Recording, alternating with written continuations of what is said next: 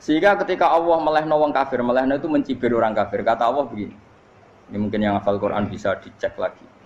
Fakashafna anka ghita'aka fa basarukal yauma hadid.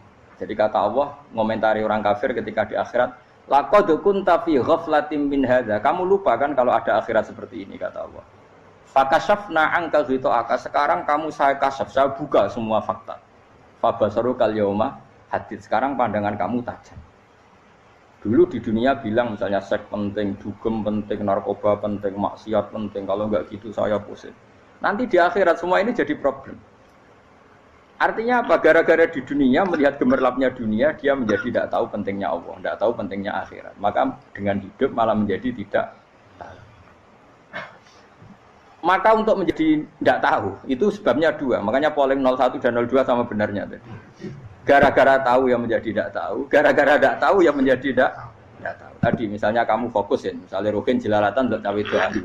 Fokus untuk cawe itu, gak Allah waktu ngarepe kejengkang, kesandung. Berarti gara-gara melihat menjadi tidak tahu.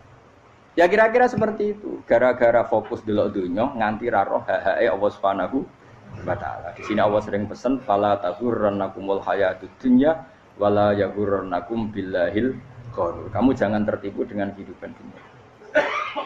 Makanya saya itu orang yang paling fanatik sujud. Soalnya kalau suwun jenengan sing sujud.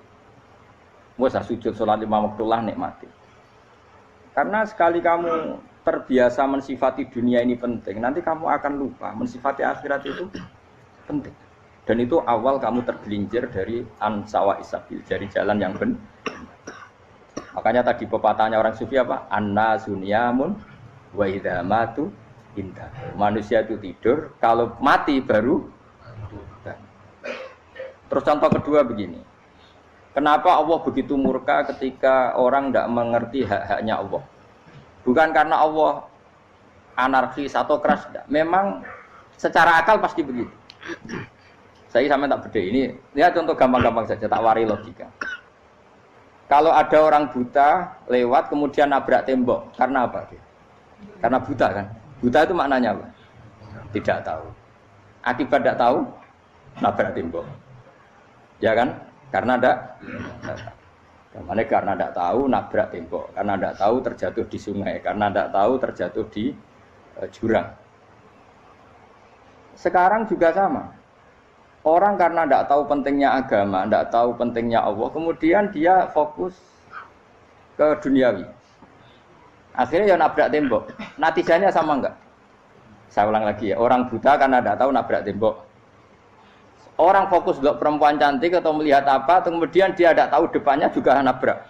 Untuk menjadi nabrak itu syaratnya tidak tahu apa tahu? Bisa dua-duanya. Tidak tahu ya sebabnya nabrak, fokus ke yang lain ya bisa. Maka tidak tahu ya sebab nabrak, fokus ke yang lain juga sebab nabrak. Nah mata kita, hati kita ini sudah dipenuhi hal-hal yang tidak penting. Sehingga kita lupa dari hal yang penting. Kayak tadi kita mau minum kopi saja, fokus sampai meninggalkan anak main sampai jatuh. Berarti minum kopi sebenarnya tidak satu kebodohan. Tapi ketika membiarkan anak kecil jatuh itu adalah kebodohan. Sebetulnya makan menikmati dunia itu tidak kebodohan. Tapi ketika Anda melupakan Allah itu menjadi satu apa? Kebodohan. Ini disebut kamu jangan terlena oleh kehidupan apa? Dunia. Nah kenapa terlena? Itu kakean delok. Mulane Nabi itu ora tau delok dunia. Nabi saya ini tak latih gitu di wali, tapi mukadimah. Kulon itu belum pernah delok. Saya pernah punya kakak wakil bupati, punya teman gubernur banyak tuh. Kalau delok susu rawani, mereka khawatir seneng. Nabi itu pernah, Nabi itu jenenge manusia, pernah lewat gitu. Kemudian tonggo-tonggone Nabi kebetulan pas pulang bawa unta-unta banyak. Itu Nabi melihat mungkin 0, sekian detik. Itu dilori pengiran. La tamuddanna ainaika ila ma matta'ana bihi azwajam minhum zahratal hayatid. Jadi misalnya koyo Rogen misalnya dulu wong numpak Alphard pejabat ana sing bukakno. Enak aja nak jadi wong ngene iki. Kalimat itu direkam oleh Allah bahwa Mustafa pernah ngomong enake dadi wong iku numpak Alphard ana sing bukakno. Tapi kan tetap kirim. Sehingga nanti di akhirat kalimat itu direkam misalnya nanti ternyata yang numpak Alphard misalnya nyuwun sewu misalnya yang numpak Alphard tadi tetap di neraka, kamu ya ikut di neraka. Karena dia menikmati alpat lali akhirat, kowe yo ngangen-angen kepengen seperti itu. Maka poinnya sama. Kalau mlebu neraka bareng. Terus ada orang sujud di musola, melarat sujud. Kowe gak pernah enake dadi wong iku. Padahal sujud itu yang menjadi orang masuk surga. Terus kowe ditakoki ning akhirat. Kowe tahu angen-angen dadi wong sujud mboten nate. Tapi kowe tahu angen-angen mewah nate. Yes, seneng ngono kira-kira gitu. Lha iku latara undal pas kowe roh ilmu yakin pas wae mlebu neraka. Iki mulane tak ajari dini kiat-kiat supaya kira mlebu. Makanya latih melihat dunia aku juga kesuwen. Misalnya di konco jadi pejabat. Kalau nanti di keluarga pejabat sampai sekarang pun saya sering punya teman. Buat nanti kalau melihat bahwa dia pejabat. Karena saya takut dosa. Saya melihat dia seorang mukmin yang sujud, yang sholat. Saya bodoh sekali kalau melihat dia pejabat. Karena itu tidak ada artinya di akhirat. Saya sampai sekarang yang saya melihat presiden orang yang mukmin, sehingga saya harus hormat. Saya melihat bupati orang yang mukmin, sehingga saya harus hormat. Melihat sampean ini wong sing mukmin, malah gue jalalan barang ini sudah mukmin plus. Jadi rasa tiga ekor tuh pinter gue jalalan. Jalalan gudel bisa gaya bisa. Gudel lu rano mana nih? Oh anu gak angger wong iso maca kitab kok. Gundul. Jos lah. Jadi saya ulang lagi ya. Makanya saya itu nanti kalau sampean alim sudah kayak saya, itu pasti nggak bisa nggak kagum sama sahabat. Sahabat itu, apalagi Rasulullah ya tentu. Sahabat dulu aja yang gampang ditiru. Sayyidina Umar ketika ditusuk oleh siapa Abu Lu'lu siapa? Al-Majusi. Abu Lu'lu itu seorang Majusi. Dan Umar itu orang pendendam. Dia orang pendendam. Tapi tentu karena dia orang baik, ya pendendamnya hal-hal yang baik. Coba kalau kamu ditusuk orang itu dendam enggak? Kira-kira sebagai manusia kan dendam. Itu tanyanya begini sama yang ya taruh sekarang orang dekatnya. Yang bunuh saya tadi siapa? Oh itu Abu Lu'lu Al-Majusi, Hulamul Muhirah. Dia budaknya Muhirah. Majusi, iya ya Umar. Dia sudah mau mati. Itu ngetikan gini, sama siapa teksnya? Alhamdulillahilladzi lam yaj'al maniyati biyadi rajulin sajadalaka sajdah yuhajuni biha yaumal qiyamah. Ya Allah, terima kasih sekali ya Allah. Engkau mentakdirkan saya dibunuh oleh orang yang enggak pernah sujud. Kalau saja dia pernah sujud, maka dia berhak menuntut saya dengan sujudnya untuk masuk surga. Artinya gini, kalau dia ditusuk orang yang pernah sujud, misalnya Sayyidina Umar kok ditusuk oleh Ruhin, kemudian Umar Ruhin masuk neraka, aku tetap pedih Gusti. Isowai sujudnya dia menjadikan enggak berhak masuk neraka. Artinya Umar saking hormatnya pada sujud itu dia enggak berani. Jadi kira-kira kok Umar sujud kowe iku kira-kira rawani maksudno anak kowe mlebu neraka. Piye-piye di kekuatan sujud yang mempotensikan tetap dia masuk surga. Makanya dia seneng, dendamnya kesampaian. Syukur lah nek sing mateni aku ora tau sujud. Dadi tak patut nang neraka langsung bludeng ngene kira-kira gitu. Saking hormatnya ambek sing jenenge sujud. Tapi kita sekarang enggak. Rawong ning musala sujud. Ya jeneng wong nganggur. Otak kita ini sudah PKI lah kamu. PKI halus. PKI yang tanpa kartu, paham? Makanya Allah kalau muji sujud, enggak sampean tak latih supaya baca Quran yang benar. Kayak apa Allah bikin Ka'bah? Kayak apa mulianya Ka'bah? Itu dibikin Allah untuk apa? Lil akifina wa ta'tusai warrukais sujud, dan untuk orang-orang rukuk dan sujud. Ketika Allah menurunkan rezeki di bumi dan di langit, itu perhitungannya Allah mesti itu asli. Rabbana liyuqimus shalah faj'al afidatan minan nas tahwi ilaihim warzuqhum minas sama. Gusti, ben nak sujud ku kuat. Piye-piye menungso nak ramangan ra kuat. Nak is kuat diteno ku yo ben sujud. Liyuqimus shalah. Ketika Allah muji orang baik atau ibunal abidunal hamidunas saihuna satrusé arraqiunas sajid. Yang rukuk yang sujud. Karena tadi ketika nanti Anda di akhirat, kenangan terbaik Anda di dunia itu hanya sujud. Liyane iku coba misalnya kene akhirat terus video disetel sih. Pas kongkoi-kongkoi ning perapatan. Bariku nglamonem disetel. Beda di pegawai negeri. Ngayal gajine sakmene, engko sakmene nggo wayah. Wan terus rekam kabeh. Oh ora sini-sini wong. Terus tokoh idola sing duwe wae sing tumpakane Alfa di sekretaris saya. Iku mbok nang utakem iku berpuluh-puluh tahun. Dan itu jumlahnya poinnya misalnya 100.000. Bareng idol anak Kanjeng Nabi mau 10%, cuma gayanya maca sholawat, tapi sebetulnya agak tahu bayangno ini miskinan Mbak Amit nih miskinan. Gayanya maca sholawat tapi uteke ora tahu kepengen melarat koyo ini. Itu direkam. Makanya dari Habib-habib sing alim-alim niku almar'u ma'aman ahabba hada targhib wa tarhib. Kita ini kan sering dimotivasi mubaligh. Mubaligh itu kan saenake dhewe nang. Harus pokoknya seneng Nabi swarga. Dari Habib-habib sing alim nak ngritik, masalahnya dawuh mu almar'u ma'aman ahabba. Wong dibarno wong sing disenengi. Apa kamu bisa menjamin seneng Nabi saudure seneng wong-wong itu? Jangan-jangan kita lebih berkeinginan seperti orang tertentu yang kaya raya, yang terkenal, yang hebat. Meskipun kowe oleh sana muni seneng Kanjeng Nabi. Jangan-jangan status cinta kita terbukti ke orang itu. Iya toh, misalnya gambarnya pasang nang kamar. Partai wong kuasa. Terus kue nyumbang masjid nyuwun sewu mau 50.000. Tapi bareng nyumbang untuk kemenangan orang itu 10 juta. Nyebut wong itu satu hari 100 kali, nyebut Nabi pendak salat. Bareng dihitung dipoling mbek malaikat. Disurvei buat dipoling ora roh pokoke. Dengan cara begini status senangnya orang ini ke siapa? Ya, ana pengajian sholawatan nyumbang 50.000. Nganggo pemenangan. Harus sudah diundang hayya ala sholah melaku ngenteni komat. Tapi nak diundang acara kampanye teko ngarep sedurunge 2 jam. Dari sekian di polling, terus kadar cintamu ke siapa coba? Dari sekian indikator misal cara polling. Jangan-jangan diputuskan lebih seneng ke itu. Ya sudah almarhum aman.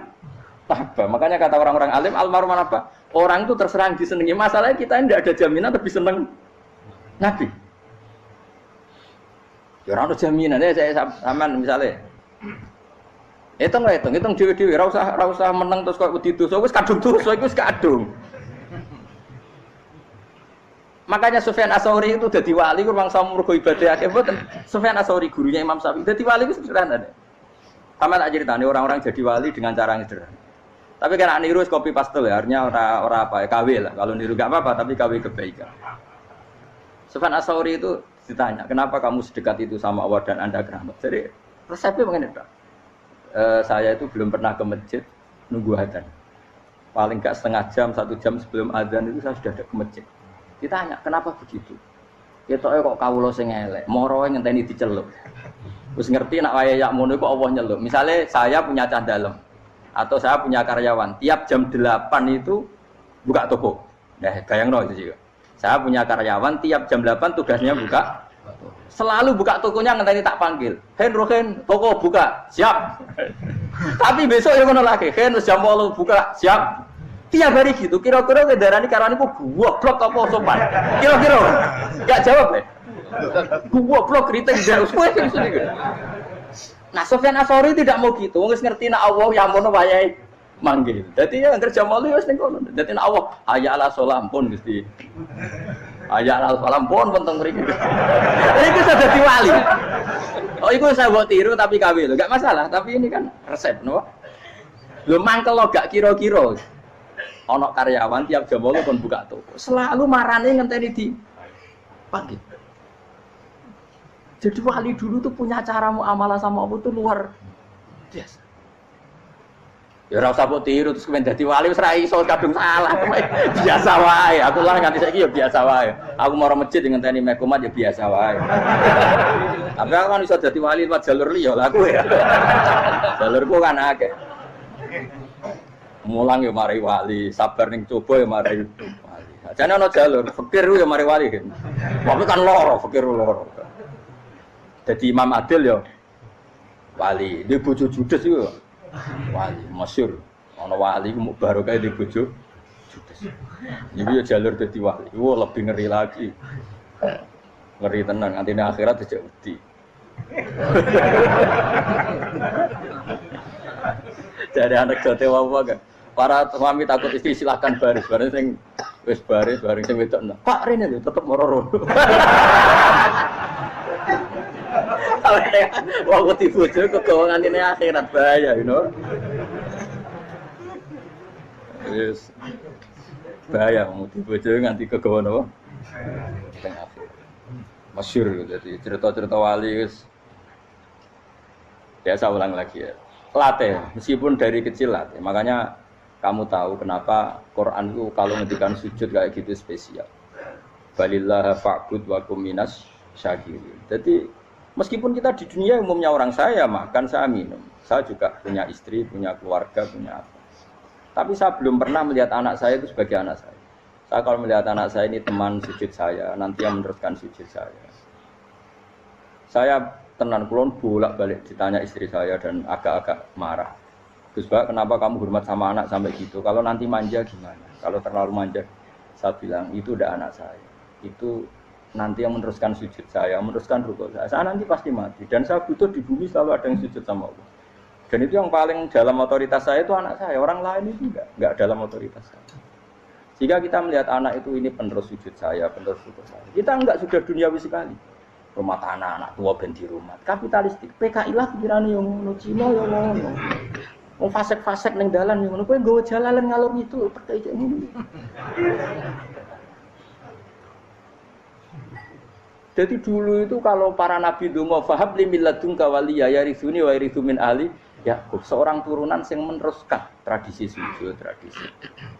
Sehingga ulama-ulama dulu kalau dongakno anake ya min ahli sujud, wa min ahli Quran, wa min ahli sunnah napa? Enggak apa-apa kowe seneng donya gak apa-apa. Ora usah tak warai wis seneng dhisik. Paham? Dadi iki ora usah. Ora usah cara Gus Bak ra apa. Ora usah tak arani ra apa-apa wis mbok lakoni. Makanya pulau suwun sangat. Sujud itu luar biasa. Nanti kamu di akhirat kenangan terbaik Anda di dunia adalah pernah apa? Sujud. Bayangkan kalau itu jadi orientasi Anda. Anda berpolitik, cek melok partai Gerindra, cek Golkar, cek PDI supaya jadi penyuara sujud tidak dilarang di Indonesia karena umat Islam mayoritas. Saking mayoritasnya sampai pejabat rasolat rawani. Beberapa pejabat rasolat bakal dipilih. Itu berarti kamu berpolitik niat bikin satu pressure supaya standar orang benar adalah sing nopo sujud itu ya benar. Kok yang kaya kerja biar bisa beli tanah untuk masjid. Yang orang miskin ikut menopang supaya masjid itu berdiri. Semuanya orientasinya menuju apa? Sujud. Jadi tidak sujud itu harus jadi wong khusuk sing goblok terus sujud terus. Tahu-tahu negara dikuasai komunis misalnya. Terus akhirnya sujud gila.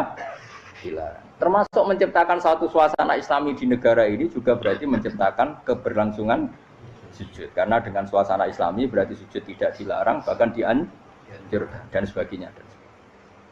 Ini penting saya katakan karena kalau tidak diingatkan ruwet. Nabi itu pernah punya anak dalam. Anak dalam itu setelah mau boyong cara santri itu ditanya, "Kamu minta apa sama saya?" Ya Rasulullah kasih waktu 1-2 hari mau saya pikir. Karena yang menanyakan orang yang sayyidul awwalin wal akhirin setelah sekian 2 hari, "Minta apa kamu?" Jalur Anda gak tanggung-tanggung. "As'aluka murafaqataka fil jannah." Saya minta jadi temanmu di surga. Oh, Nabi kaget tuh. Kok kowe diwarai wong? Mboten enten sing marahi. Nabi, kok nang kowe diwarai wong ndak ada ya. Terus, kenapa kamu minta itu? Kata tadi, kalau saya minta dunia itu nanti zailah. Dunia itu pasti hilang, faniyah pasti hilang. Maka yang abadi adalah saya jadi temanmu di surga. Tapi apa kata Rasulullah jawab? Fa'inni ala nafsika bikasrotis sujud. Ya sudah kamu bantu saya, kamu memperbanyak sujud. Kayak apa? Nabi pun mintanya fa'inni ala nafsika bikasrotis sujud. Saya bantu untuk menolong diri kamu, kamu memperbanyak apa? Sujud. Makanya di pertama surat turun itu ada wasjud. Kamu bersujud dan kemudian mendekatlah kepada Allah. Tapi sekarang enggak. Karena kita kena hijab duniawi, mitra penting, semuanya penting dan semuanya penting itu makna di hati kamu adalah hadzun. Bahkan ngidolakno kiai perkara hadzun nafsu, kowe nak dadi kiai gedhe. Wah, teko ditolak al-badru. Wale napu pidato MC-ne muni Saiful Fadilah wal Karomah, mbah sak ngene MC. Bariku disangoni dihormat. Tekan muji ulama wae dari segi dun. Ya, bariku iso wayo akeh macam-macam. Utek nek selek, tekan muji ulama wis dari segi. Makanya saya ini termasuk ulama, kalau kan saya ngebis biasa. Kalau jarang kerso di panggungnya, seneng dulu. Supaya semua ulama udah dipandang secara apa? Dunia. Saya sampai sekarang ngedus anak kulo biasa. Teng pasar gitu biasa. Kulo marung teng pasar mangan gitu biasa. Nak seneng kulo ben atas nama wong alim karena apa? Kalau kita terlalu menikmati dunia, lama-lama orang seneng ulama juga dari sisi dunia. Keren dadi kiai teko Disualami dicucupi munggah. Ya enggak apa-apa itu enggak dosa sebenarnya, tapi takut saya elek-elek ini ngejolakno perkara duniawi, show-nya itu lho, Pak. Jadi ngene tak pikir teko ngaji bar wis warmu paham karepmu ora karepmu. Mulan ngarep ngaji karepmu. Mesti rugi kowe aku tenang ae aku. Ben orang itu latihan ikhlas, napa? Latihan. Kalau kadang gitu protes be tiang-tiang. Gus, jenengan sekali-kali nak tidak tak derekno kok umum. Aku itu tidak mengharamkan itu meneh kula dereng tuwa. Dereng haji malah turun, topa meneh. Dalane ra roh derek kiai malah ngel-ngel wong. Rukin tahu tak kon derekno ning kota, tak kon sepeda motor kan terno ning gone Malibu. Dalane ora roh malah yo nerang. Lha kene jalan akhirat ora roh donya ora roh sing ora. Lah tak koyo wong ijek urip. Jalan dunia ora roh, jalan akhirat ora mbok roh iku apa. Repot. Jadi kenapa saya ndak mau, bukannya menolak. Saya senang kalau kiai-kiai terhormat, senang sekali. Saya senang kalau ada ulama dihormati karena supaya jadi tradisi ulama itu terhormat. Tapi jangan semua ulama mau dihormati. Nanti lama-lama jadi siklus. Tekan mencintai kiai saja karena fasilitas. Gue seneng jadi imam masjid akbar, masjid Istiqlal, imam besar. Seneng mergo kenal presiden, datang dikawal. Seneng jadi sudes, wah keren, sholat ngarepe Ka'bah, teko dikawal askar. Ya kalau seneng karena itu kan berarti menjadi dunia. Itu sirinya kenapa Rasulullah ketika ba'da Fathi Mekah sudah menguasai Mekah, sudah naklukkan Mekah Madinah. Nabi itu satu hari terbiasa. Mau sarapan saja kadang nggak ada yang dimakan. Tanya ya Aisyah, apa saya bisa sarapan? Enggak ya Rasulullah. Ya sudah saya tak puasa. Supaya tetap terkontrol bahwa umatnya mencintai beliau bukan karena kebesaran. Itu Rasul. Itu setelah periode Mekah loh. Jangan kira itu periode Medina. Apa? Itu periode apa? Medina loh. Periode yang setelah Nabi punya segala. Tapi Nabi tetap seperti itu. Kenangannya Aisyah sebagai istrinya apa coba? Dia cantik. Cantik sekali. Aku tahu jajal turun ngarepin Nabi terlentang. Ya Nabi tetap sholat. Nah beliau sujud sikilku tak ingkretno. Nah beliau ngadeg tak lonjoro meneh. Jadi Aisyah wa ana muqtaridotun bene adi turu terlentang. Jadi cara ya sudah terlentang. Wong Nabi nak salat suwi dia tetap salat. Oke itu bojo ayu ora ngerasa salat. Bojo elek ora salat meneh. Bojo elek amen junub meneh. Kowe ora kena go contoh kasus wis wong kasus. Kowe di bojo ayu prawan turu karepku sida salat ora bos misale lho. Pomene wong jegoten wae tambah over. Mustofa lho kula ora ngenyek jegoten liyane ora usah sibuk. Mergo nak ngenyek wong akeh dosa, nak ngenyek wong sitok ora. Misale dosa tak hitung mau ke sore. Aku ngenyek dosa sitok, mulang ganjarane 10. Cek susuk piro? Cek sarples orang dagang cek. Cek badi. Iku kan adekne ra ikhlas. Ora ikhlas aku ya ora ikhlas ilmuku, malah lara. Malah neraka ping 13 sebenarnya. Makanya ini dipikir ya, saya ulang lagi, harus dipikir secara matang-matang bahwa kita tidak boleh terlena oleh kehidupan dunia. Menjadi bodoh kan Anda minum teh, kemudian anak Anda jatuh di pinggir Anda. Paham? Nah sekarang menyangkut mukjizat. Ini masih tentang ayat ini, nanti sampean tahu logikanya. Tak bedain, tidak jawab satu-satu aja. Karena iman sarannya harus tahu. Fa'lam itu tak tahu. Fa'lam annahu la ilaha. Ketika sekarang telur, saya memberitahu misalnya, Hen, telur ini jadi pitik, cara kowe mungkin tahu. Ayo jawab satu-satu. Mungkin kan? Tapi pertanyaannya, saat telur menjadi pitik kemudian mungkin, dan ayam ini bisa terbang, bisa selingkuh, bisa punya anak turun, itu menjadi mungkin itu kan kamu pun tidak ikut menciptakan. Ikut gak kamu menciptakan telur menjadi ayam? Tidak kan? Kan di luar kudrah kamu, di luar kemampuan kamu. Tapi kamu bilang itu mungkin. Ada onta yang buting, yang sudah hamil sudah. Kamu bilang nanti onta ini mau punya anak dan anaknya nanti bisa jalan seperti induknya. Kamu katakan apa? Mungkin.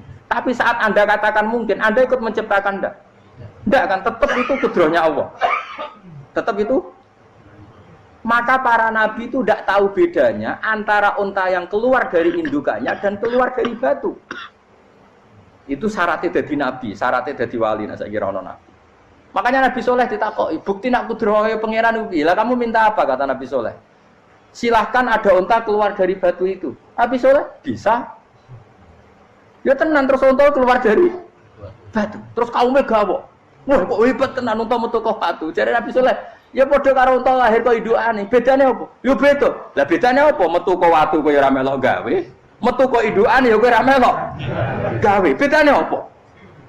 Tapi utakmu kena hijab. Ngono niku ana bedane. Cara nabi-nabi ora roh bedane. Lah kula termasuk warasatul anbiya ya ora bedane cara kula. Waras utek kula niku waras.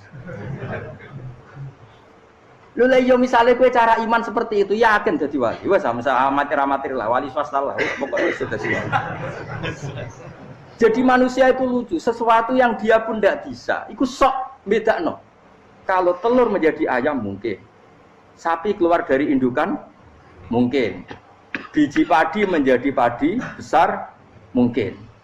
Tapi nak watu kok jadi biji padi mukhal.